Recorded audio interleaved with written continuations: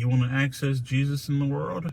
You access it through the least of these. You want to engage with the divine? Well, you engage with the least of these.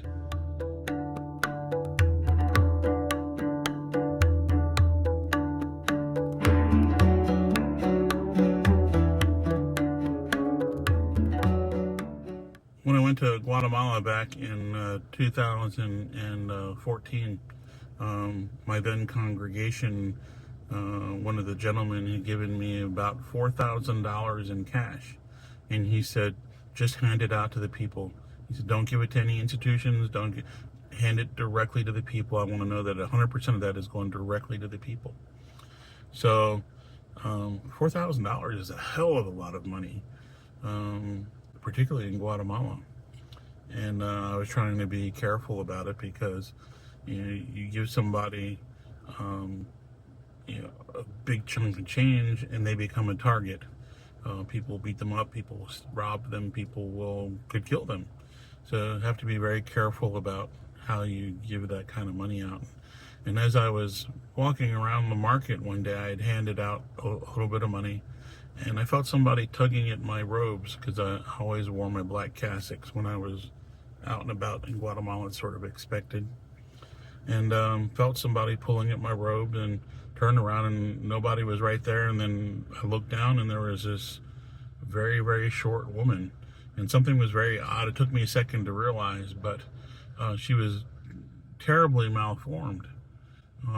Somehow her legs were up by her heads, and she was on this little rolly platform, and she had stuff on her knuckles to get her. She would slide around. And she said, Padre, Padre, Father, Father, can you help me?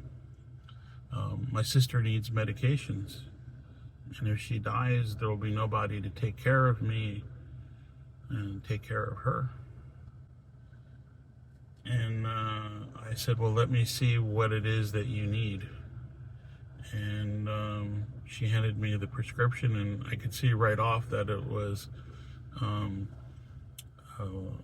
ivermectin and a couple other things that I was able to identify as anti-parasitic. So basically, the sister was dying of worms, dying of parasites, which is just kind of hard to imagine in this country, but it happens there.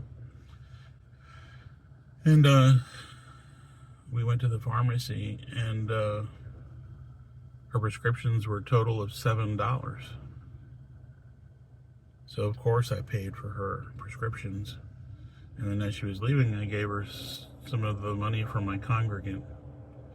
And it just totally, she just wept and wept and wept. And then she said, now I won't have to worry about food or medicine for a long time. And you encounter people like this all over the world. Not so much here in this country. We have good medicine and good food, and for the most part, people are treated well. Not like it is in Guatemala, where life is cheap and everybody's brutal. But here's this woman. She's not particularly concerned about herself. She wasn't getting this prescription for herself. She was doing it for her sister. And this is where the one who served became the one who needed to be served. And like I always say, just because you're not the least of these today, you could become the least of these in an instant. And those that serve you could end up serving, the ones that you serve can end up serving you. And that's the really, truly amazing thing about how this Christianity stuff works. You don't do it because it's going to benefit you. You do it because it's the right thing to do. When everybody's doing the right thing to do, it benefits everybody. That's how it works. And so who are the least of these? All of us are one or two steps away from being the least of these, and never forget that. And when you look into the face of the least of these, remember that you are looking into the face of Christ. You want to access Jesus in the world? You access it through the least of these. You want to engage with the divine? Well, you engage with the least of these. And you don't go there and treat them like they're poor. You don't treat them like anything but human beings, no different from you. One of the things I remember from working in Baltimore is I had a friend there. One of the first people I worked with. I'll leave him nameless since I haven't talked about getting permission for the story from him, but I'll tell the story nonetheless. He had a dog, and he hated that dog. You know, I mean, he wouldn't abuse the dog, but he would talk. He was always talking crap to the dog, and the dog didn't know it because he would do it in a kind voice, but he was always talking crap about the dog.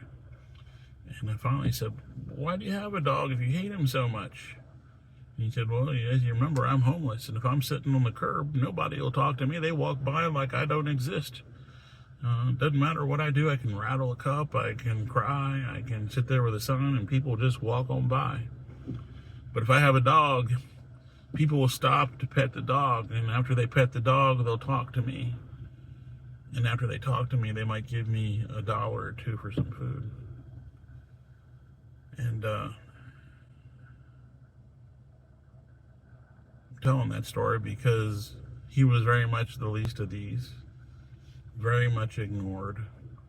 But he also understood, how do you access people?